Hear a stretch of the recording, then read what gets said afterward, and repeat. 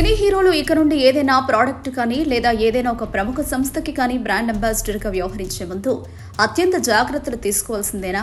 ఇప్పటికే పలువురు సెలబ్రిటీలు పలు బ్రాండ్స్ ని ప్రమోట్ చేసి వివాదాలు చిక్కుకున్నారు. నిన్ననే అల్లు అర్జున్ పై ఏఎస్ఎఫ్ సంస్థ కొన్ని తప్పుడు కార్పొరేట్ కాలేజీలకు బ్రాండ్ అంబాసిడర్గా మారారని, వీళ్ల ప్రమోషన్స్ ని చూసి లక్షలాది మంది మోసపోయారని, వీళ్ల మీద క్రిమినల్ కేసులు నమోదు చేయాలని పోలీస్ స్టేషన్లో ఫిర్యాదు చేసిన ఘటన ఎంత వైరల్ గా మారిందో మనమంతా చూసాం.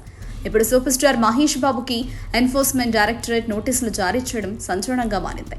వివాదాలకు ఆమడ దూరంలో ఉండే మహేష్ బాబు కూడా వివాదాల్లో చిక్కుకోవడం చర్చనీయాంశంగా మారింది. పూర్తి వివరాల్లోకి వెళితే మహేష్ బాబు గతంలో సాయి సూర్య డెవలపర్స్ కి బ్రాండ్ అంబాసిడర్ గా వ్యవహరించారు. 2-3 ప్రకటనలు కూడా చేసి పెట్టాడు.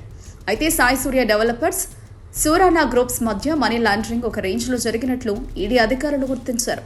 మహేష్ బాబు ఈ సాయి సూర్య డెవలపర్స్ కి బ్రాండ్ అంబాసిడర్ గా వ్యవహరించాడు కాబట్టి అతన్ని ఈ నెల 27న విచారణకు రావాలని లీగల్ నోటీసులు జారీ చేశారు.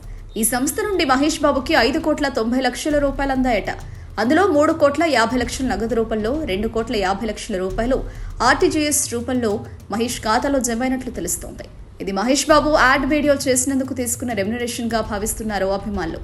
అయితే ఇలా వరుసగా సినిమా వాళ్ల మీద కేసులు నమోదవ్వడం, విచారణకు హాజరవ్వమని చెప్పడం ఈ మధ్యకాలంలో ఎప్పుడూ జరగలేదు. తెలంగాణలో ప్రభుత్వం మారిన తర్వాతనే వరుసగా ఇలాంటివి జరుగుతున్నాయి. అల్లు అర్జున్ లాంటి పాన్ ఇండియా సూపర్ స్టార్ ని అరెస్టు చేయాలనే ఆలోచన రావడమే పెద్ద సాహసం. కానీ ఆ ఆలోచనని ఆచరణ రూపంలో పెట్టి అరెస్టు చేసి చట్టం ముందు ఎవరైనా ఒక్కటే అనే సందేశం వెళ్లేలా చేశారు సీఎం రేవంత్ రెడ్డి. కానీ ఇది మరికొందరు టార్గెట్ చేస్తున్నట్టుగా భావిస్తున్నారు. మరి ఈడీ ఆదేశాలను మన్నించి మహేష్ బాబు ఈ నెల 27న విచారణకు హాజరవుతాడా లేదా అన్నది ఇప్పుడు చర్చనీయాంశంగా మారింది. చూడాలి మరి ఈ అంశంపై ఆయన మీడియాతో ఏమైనా మాట్లాడతాడా లేదా అనేది.